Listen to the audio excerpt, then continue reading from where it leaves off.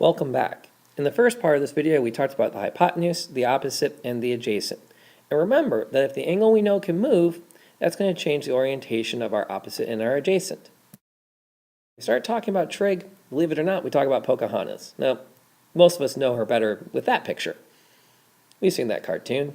So there's Pocahontas and her good friend Nakoma. They both get a lot of lines in the movie.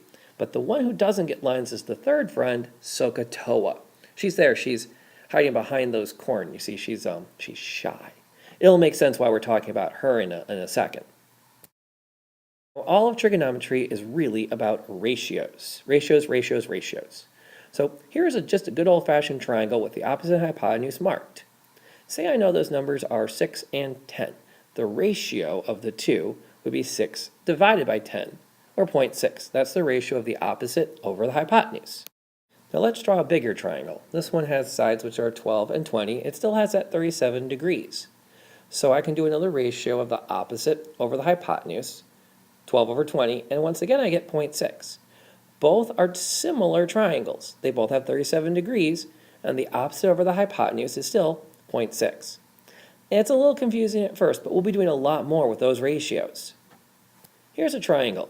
We're going to use it as our talking point. We have the opposite, adjacent, and hypotenuse marked. Sine is the name of the angle that we talk about when we take the opposite and divide it by the hypotenuse. We abbreviate it SIN. So the sine is the opposite over the hypotenuse. Cosine is the adjacent divided by the hypotenuse. We take the length of the adjacent, we divide it by the length of the hypotenuse. We call that ratio combination cosine. Tangent is the third ratio, opposite over adjacent. We take those two numbers and divide them, and we call that the tangent. Put them all together, and you've got sine is opposite over hypotenuse, cosine is adjacent over hypotenuse, and tangent is opposite over adjacent. So let's take a look at that SOH, CAH, TOA. If we pull them all down, it spells out Sokotoa. Remember how I mentioned that we'd be talking about Sokotoa again? That third character you don't see much of? Yeah, strange how that works, isn't it?